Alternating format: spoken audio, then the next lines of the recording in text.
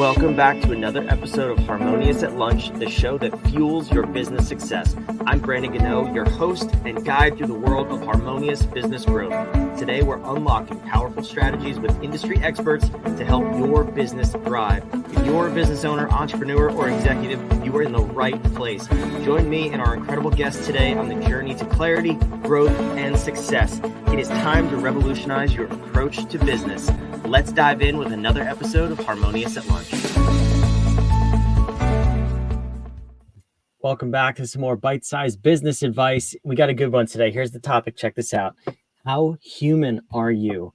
Maybe we're talking about robots. I don't know. What we're going to talk about. I think I might a little bit. I think we're going to talk about leadership and how you show up in your company as a teammate, a leader, an employer, whatever that may be. We're going to have a great conversation about how to be more human, which, oh man, do we need this more than ever these days. I have a very special guest, Ron Reich, here with me. Ron, welcome to the show. Thanks for being here. Oh, Brandon, it's my pleasure. Thank you for having me. I'm excited to be here. And I was telling you before we started recording, I saw this topic come through on the application, and I was like, yes, immediately. How human are you? I don't really know what that means yet, but as I started to unpack, obviously, I know where we're going, but it's so catchy and it's so true. So tell me, I'm curious, where did you come up with that title in terms of what you do? You know, I think where I'm going to go, Brandon, and that people have said to me over the years, a number of people, Ron, you should write a book. You should write a book. You really need to write a book. And I was like, all right, fine, maybe I will. And my wife even said to me, I don't know how many years ago, 3, 4, whatever, it doesn't matter. What would you title it? And I just quickly said, probably it's all about the people. And for me, Brandon, where I'm going with that simply is, it is all about the people. It's about the leader at the top. It's about the other individuals everywhere throughout the organization. Everybody is a human being. Everybody wants to be treated well. And if the leader is not being human and the leader is not developing strong relationships with people throughout the organization, there's going to be failure. There's just going to be failure.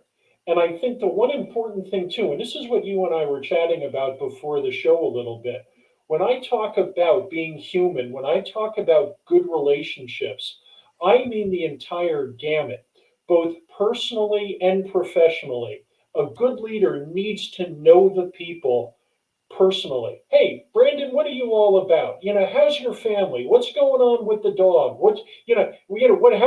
was the theater last night? Whatever it might be. In addition, there needs to be a rock solid relationship from a professional perspective too. We need to be able to talk about, Brandon, let's talk about your strengths. What are your limitations, Brandon? And have open conversations about that. What are your goals within the organization? How can I help you to get there? Where do you see yourself? Just all of these different things so that it's almost holistic, if you will. And I'm an avid reader, and the research is clear on this. The better you know the people with whom you work, the more effectively you will work with them. And that's where how human are you comes from. Yeah, I love it. And it's so simple, but it's obviously not easy to put in practice. And I think there's also the negative side to this too, which you hinted at before. I want you to talk about the manipulative side of being human. I'll put air quotes around that, because I think that's what comes up from a lot of people who you can sense leaders don't care about their employees. They want them to be cogs in a machine to produce widgets and make them money for their own pockets. Yes. And they ask things like, how was your weekend? I don't really care. I hope the story is really quick so I can get back to my job. That's exactly it. How does that play out in the workplace today? 4 traits that need to be in place for leaders to be effective. And this again is based on research. Visible, approachable, connected, and consistent. Need to be visible. Good leaders, they need to be seen, just seen at work, walking around. And again, the sincerity part, the consistency of being sincere. Because again, you can see it from a mile away. How are you, Brandon? Okay, great. Let's move on here. Hey, Brandon, how are you? I stop. I actually make eye contact with you. My phone is nowhere to be seen. Just all of these different things. The approachability piece, smiling, just open body language as best as you can. And again, phone not visible. I had an interesting conversation, I don't know, maybe 4 years ago, whatever it was, with my wife's cousin. Uh, Gerald is one of the top people at the FDA. And we were having brunch one day. It was the first time I had met him. And he knew what I did for a living, except we weren't even talking about that. He just made this comment, unsolicited. He goes, Ron, do you know what I love to do at work? What, Gerald? I love to walk around. Do you really? How does that help you, Gerald? And as I sit here, Brand, I'm smiling because I still remember it so clearly. He's like, I love walking around because I get to know people. I learn about them as individuals. I learn about the work. I learn about what's going on with projects, any issues, any roadblocks. And what was so interesting to me, and I hope you believe me because it is true. He said to me, "My goal with walking around, I want people to think, oh, here comes Gerald." Not, oh my goodness, here comes the executive director of Look Busy, everybody. As I know, here comes the human being, Gerald, and I'm going to talk to him because he's going to talk with me. Yeah, it's amazing too. And what just came up for me was that's probably the common thought of most people. And also, if someone's listening to this episode and they're maybe new to the workforce, graduating college, or in their younger 20s, they're probably thinking this is a novel concept. This is not new. I remember studying this. The concept is called management by walking around. It originated in the 70s and 80s. Like, this is not a new concept. Right, Where did we fall away from this? right. I don't know. I really, really don't know how and when we fell away from this. And I think just slowly, kind of what you were saying before, though, it has become, at least from my perspective, my observation, just more of a results driven environment. Get this done, get this done. What do the numbers look like? When's the next product launch? Instead of how is everyone doing? Well are we working together? And again, just it's about the relationships because without that, where are we? Just where are we? Yeah, it makes complete sense. And it's our personal mission here at What If. We take it very seriously. So the name of the podcast is Harmonious at Lunch. That's actually our business operating system that we've designed. It's proprietary. The H, traditionally in business, you have this department called HR, right? Human resources. First of all, how offensive is that? That humans are resources. Just going to put that out there. So we actually took that and said, what is the essence of this, right?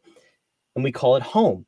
Humans optimize in a meaningful environment. So we take a totally different approach on looking at the human beings involved in business, and they need to be two things. They need to be optimized human beings, so at their best at all times, if you can. And then also there needs to be a meaningful environment. And that's what's coming up for me in this conversation. It sounds like you believe uh, pretty much exactly in line with that. Obviously, not that exact language, but tell me how do we go about approaching this human optimization? Like, what is the best way you found to optimize the leaders and the team and really get everybody on the same page as human beings first? First of all, Brandon, you said I probably don't use that language. And again, as I sit here, I do. I really, really do. You got my attention. I don't know if you saw my reaction at all. When I am going to be doing any sort of session, whether it's at an office, whether it's at a hotel, whether it's, whatever it might be, I walk into the training room and I just say to myself, this is my home for the next 2 days. This is home for the next 2 days. And I think, how can we make this? I think people just need to make that, the leaders need to make a conscious effort. What kind of environment do I want to create here? What do I want to create? And then set the expectations from that. I mean, I heard a quote just recently. I'm sure it's been out there a long time, and I like it a lot. And very simply, it is. If you don't develop the culture you want, you will get the culture you deserve. Yep. And again, I think it just goes to being human.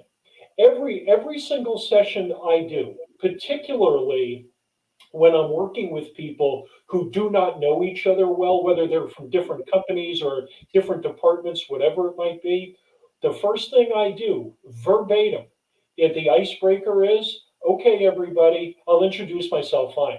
Stand up, and I want you to introduce yourselves to each other using the following information: your name, your job, your location, a passion you have, and a challenge you hope to address. We'll take 15 or 20 minutes to do that. And I just have them interact with each other. When it's over, I ask them, how does this opening activity help us work together? And again, without fail, we are no longer strangers. I feel like I know the people in this room now. Wow, we know we have some similar challenges. I want to talk to you, a different participant, about, your trip to Europe. And it just humanizes things instantly. The atmosphere is there, and boom, and now we go to work, and it's fun. And then again, go back to what we were talking about earlier, Brandon, with the consistency, because it has to remain consistent. It has to remain fun. You don't do that in the first 20 minutes and then, all right, everybody, sit down. I'm in charge here. Like, that's obviously not going to work. Yeah, probably not that effective. I want to make sure I heard that correctly. Did you say that you do that exercise at conferences or like within companies? Within companies. That Within okay. companies. That's And I would even do it. I would do it in a conference too. I would have to, I'd have to think about it a little bit more if it's really large. Except again, the key point I try to get across to people, the more interactive we are and the more we talk to each other, the better off we're going to be. And the best way to do that is by getting to know each other a little bit before we start. that just blows my mind though, because if you're doing it within companies, you assume these people do know each other, but obviously that's not the case. If they're saying we're not strangers anymore, what can we do as leaders? Is someone listening to this podcast, what are some things we can incorporate in our companies like today so that we can start to introduce people to the strangers they work with and actually build a culture by design? Very, very simply, from a getting to know each other perspective, is the one thing I love talking about with people. What are your passions? What's your passion? It can, and again, without putting pressure on people, because the one thing I say too is your passion can be anything. You want it to, if it's a personal passion, wonderful. Skiing, traveling, my family, whatever it might be. If work is your passion, that's perfectly okay. That's perfectly okay. I'm not going to say you have to tell us. No, because again, I want to create the atmosphere where people are comfortable and where people can be themselves. And I think one of the other things, Brandon, that going down the path, I think the more vulnerable leaders make themselves to people, the stronger the relationships become. Yeah, no, it's true. And that's true in every sense of human relationships. The more you expose yourself from a transparency and vulnerability perspective, people can feel that and they want to be more in touch with you, and they can trust you to then kind of spill their inner self as well.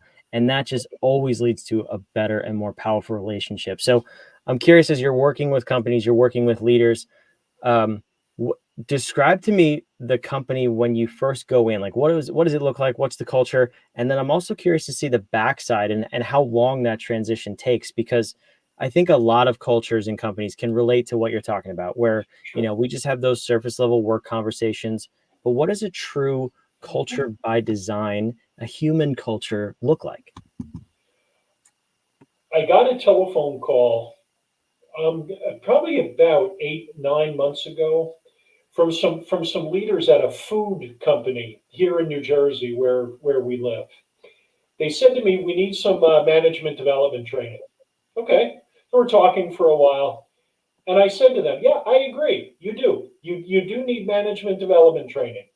Before we do any of that, the one thing we need to do, we need to sit down and we need to talk about and we need to develop a culture for your organization." And the reason I said that to them, and we talked about it, and then we got together and talked about it face to face more. You said to me, "What does it look like or feel like?" They were saying to me, "Ron, we've been around for about 85 years now, family run organization, and things have run amok. We have no expectations, formal expectations. People don't know to whom they report. People are doing anything they want. We don't have deadlines. Meetings, 3 o'clock meeting starts at 20 after 3, and just all of these different things." So I went in, and the three questions I always start with in this type of situation: what is the current culture in this organization? What do you want it to be? What do we need to do in order to get there? And from there, we start talking about values. We start talking about a mission statement, a culture statement of how are we going to formally treat people. And absolutely unequivocally, this needs to start at the top. Because if you don't have the buy in from the top, forget it. Just forget it. This is not one of, I'll let I'll let the vice president take care of this, and it's his or her project. No, it's not. No, it's not. The top people need to be involved, and it belongs to everyone. And when I say everyone, Brandon, I'm going all the way down to the people on the floor, because that's who we included with those questions. What do you want the culture to be? How can we get there? And it has taken time. We're still working on it 8, 9 months later. Is it making a difference? Absolutely. Absolutely. And I think, one of the other key factors here too is that leaders need to be aware, and I'll tell them this flat out. If we do this, you need to be ready to lose people. Some people are going to walk out of here, and you need to be okay with that. And that happened at this organization. They had two people who had been there 15, 18 years and said, "I'm not doing this." And I was talking to the director of operations, and I was like, "What are you going to do?" He said, "I'm letting them walk." I was like, "Good for you, because that's what needs to happen, because they're going to ruin everything if they stay." Yeah, exactly. I love that mentality of it has to start with the top too, because I think this is what's broken. One of the things that's broken with the giant corporate structure is do as I say, not as I do. And that's just the easiest way to kill any progress or culture in an organization is I'm better than you. You have to do what I prescribe, but it's not, it's just the consultant stuff we're going to try. Yeah.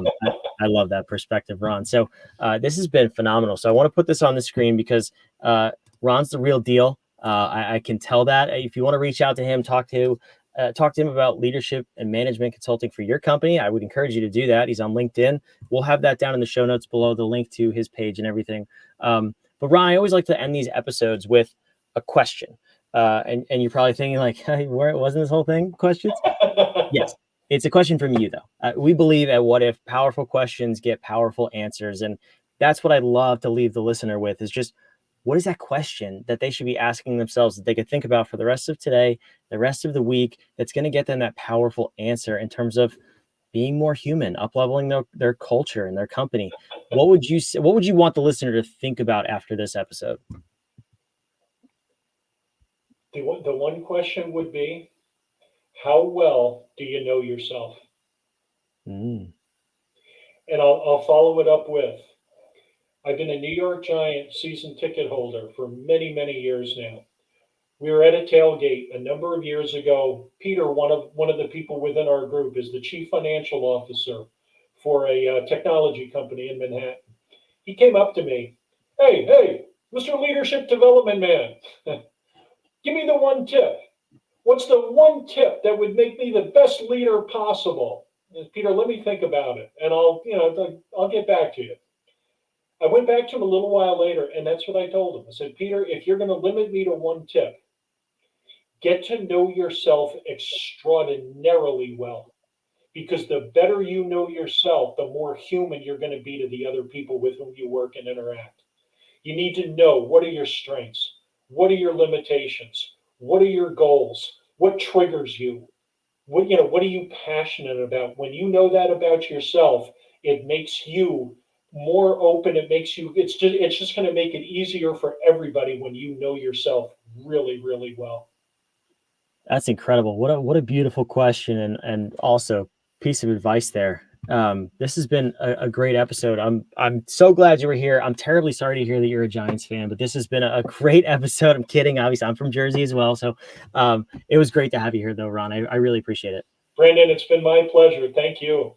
For those of you watching, listening, wherever you are, go deeper with Ron. Go check him out on LinkedIn. See if you have a couple questions. Go start a conversation with him on LinkedIn, and make sure you subscribe to Harmonious at Lunch. We love putting these episodes on for you every single day. Help you get out of that little bubble you find yourself in your business and get to that next level. Growth in your business should be harmonious. That's the whole goal. We want to see you on tomorrow's episode.